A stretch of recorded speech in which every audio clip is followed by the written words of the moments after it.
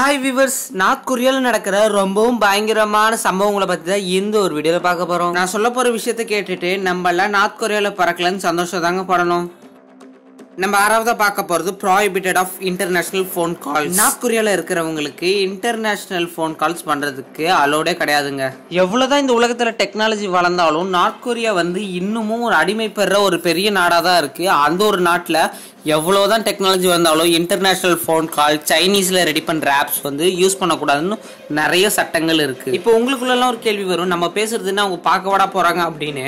எப்போல்லாம் நம்ம கால் பேசுகிறோமோ நம்மளை வாட்ச் பண்ணிக்கிட்டு அதாவது ட்ரேஸ் பண்ணிக்கிட்டே இருப்பாங்களா. அது மட்டும் இல்லாமல் நம்ம இன்டர்நேஷ்னல் கால்ஸ் எதாவது பேசுகிறோன்னா அதை கொஞ்ச நேரத்தில் நம்ம பேசி முடிச்சிடணும். அதாவது ஒரு உதாரணத்துக்கு ஒரு 5லேருந்து 10 நிமிஷம். இப்போ நம்ம ஃபோனில் ஃப்ரெண்டு கூடலாம் ஒரு அரை மணி நேரம் 1 மணி நேரம் பேசுவோம், அப்படியெல்லாம் பேசவே முடியாது. நீங்கள் நார்மலான கால் பேசிக்கலாமே தவிர இந்த மாதிரி இன்டர்நேஷ்னல் கால்ஸ் எல்லாம் பேசுறது ரொம்பவும் கஷ்டம். அது மட்டும் இல்லாமல் சைனால ரெடி பண்ற எந்த ஒரு என்டர்டைன்மெண்ட் ஆப்ஸோ நார்மலான ஆப்ஸை கொரியால யூஸ் பண்ண விட மாட்டாங்களாம். நம்ம 5ஆவதா பார்க்க போறது நார்த் கொரியாவின் prohibited of blue jeans and western clothing culture. இப்போ எப்படி நம்ம இந்தியாவிலையும் தமிழ்நாட்டிலையும் நார்த் கொரியாவோட ஃபேஷன் கல்ச்சர் ஈஸியாக பரவுது.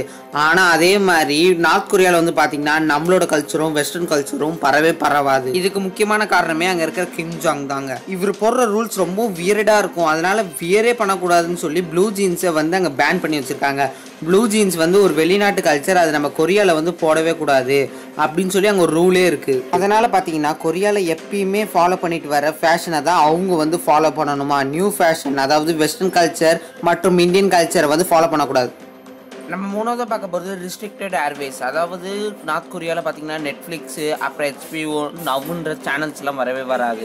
நார்த் கொரியாலலாம் பார்த்தீங்கன்னா கேபிள் டிவிக்கும் நிறைய ஸ்ட்ரிக்ட் தாங்க இருக்குது. அவங்க டிவியெல்லாம் பார்க்கணுன்னா முக்கியமாக 4 சேனல்ஸ் தான் அந்த ஊர்லேயே இருக்குது. News channel 1, sports channel 1, cable லைனில் பிரைம் டைம் மற்றும் லைவ் ப்ரோக்ராம் ஓடும். இந்த சேனல் எல்லாமே நார்த் கொரியாவோட ஸ்டேட்டை பாதிக்காத அளவு தான் இந்த ஒரு சேனல்ஸ் இருக்குமா. அதுலேயும் முக்கியமாக நார்த் கொரியா நல்லா வளமாக இருக்குது அப்படின்னு சொல்லி தான் இந்த ஒரு சேனல்ஸ் எல்லாம் காமிச்சிக்கிட்டு இருக்கோம். அது மட்டும் இல்லாமல் 1990களில் வாரம் ஃபுல்லாக ஒரு சேனலும் வாரத்தின் இறுதியில் 2 சேனலும் பேட்டர்ன் படி தான் ஃபாலோ பண்ணுவாங்க. இந்த டிவி சேனல்ஸ் எல்லாம் பார்த்தீங்கன்னா கிம் ஜாங் ரொம்பவும் ரெஸ்பெக்ட்ஃபுல்லாக தான் பேசுவாங்க. ஃபுல்லாக கிம் ஜாங்கோட நியூஸை தான் காமிச்சிட்டு இருப்பாங்க. அதே மாதிரி அமெரிக்காவை ரொம்பவும் தாழ்த்தப்பட்ட மாதிரி காமிப்பாங்க. இது முக்கியமாக காரணம் நார்த் கொரியா ரொம்பவும் வளமான நாடு அப்படின்னு காமிச்சுக்கிறதுக்காக அமெரிக்காவை ரொம்பவும் தாழ்த்தி தான் அந்த ஒரு டிவி சேனல்ஸ்லாம் காமிப்பாங்களா. அதாவது வளரவே வளராத மாதிரி தான் காமிப்பாங்க.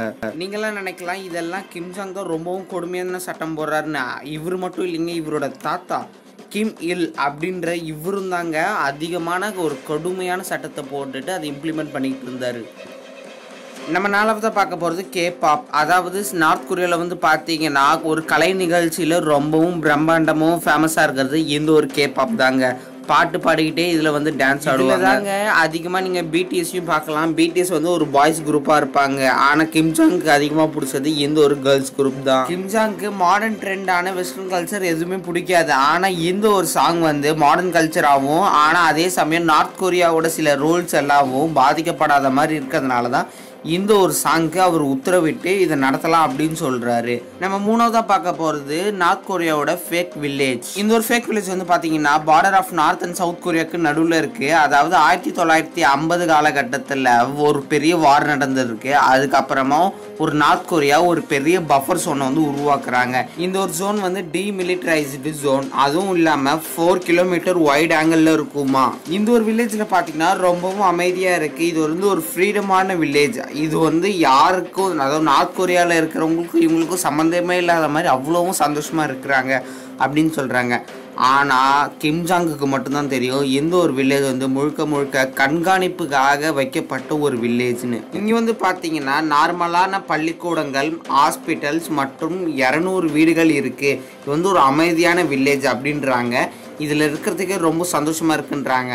ஆனால் தூரத்துலேருந்து வெளியிலேருந்து விசிட்டர்ஸ் யாரோ வந்தப்போ தான் தெரியுது இது ரொம்பவும் காலியாக இருக்குது.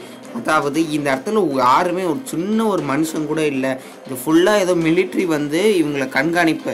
வெளிநாடு என்ன செய்யுது அப்படின்றதுக்காக கண்காணிப்புக்காக வைத்த ஒரு இடம் தான் எந்த ஒரு ஃபேக் வில்லேஜ். நம்ம அடுத்ததாக பார்க்க போகிறது ஹேர் ஸ்டைல்ஸ். நார்த் கொரியாவில் முக்கியமாக பார்த்தீங்கன்னா ஒரு ஹேர் ஸ்டைலுக்கு ஒரு விதிக்கப்பட்ட ஒரு விதி இருக்குது. இங்கே அவங்க சொல்கிற ஹேர் ஸ்டைல்ஸில் வைக்கலினா அவங்கள பிடிச்சி ஜெயிலில் போட்டுருவாங்க. முக்கியமாக மென்ஸ் அண்ட் உமன்ஸுக்கு நிறைய ரூல்ஸ் இருக்குது ஹேர் ஸ்டைலில். மென்ஸுக்கு பார்த்தீங்கன்னா ஸ்பைக்ஸ், ஹேர் ஜெல் இதெல்லாம் வைக்கவே கூடாது. அது மட்டும் இல்லாமல் உமன்ஸுக்கு வந்து கிட்டத்தட்ட 15 விதமான ஹேர் ஸ்டைல்ஸ் தான் அப்லோட் பண்ணியிருக்காங்க. அதுலேயும் லேயர் கட் பாப்பெல்லாம் வந்து வைக்கவே கூடாதான்.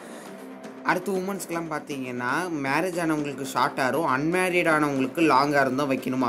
இதே அன்மேரிட் ஆனவங்க ஷார்ட் ஹேரும் மேரிட் ஆனவங்க லாங் ஹேரும் வைக்கவே கூடாதான். தலைமுடிக்கெல்லாம் ரூல்ஸ் போடுற எந்த ஒரு நாடு எவ்வளவும் கொடுமையாக இருக்குன்னு பார்த்தீங்களா. இந்த மாதிரி எக்கச்சக்கமான ரூல்ஸ் அண்ட் ரெகுலேஷன்ஸ் நார்த் கொரியாவில் வந்து ஃபாலோ பண்ணிக்கிட்டு தான் இருக்காங்க. இதை பற்றி இன்னும் கடுமையான ரூல்ஸ் அண்ட் ரெகுலேஷன்ஸை நான் இன்னொரு வீடியோவில் சொல்கிறேன். அதுவரை உங்களிடமிருந்து விடைபெறுகிறேன். Tata bye bye, see you.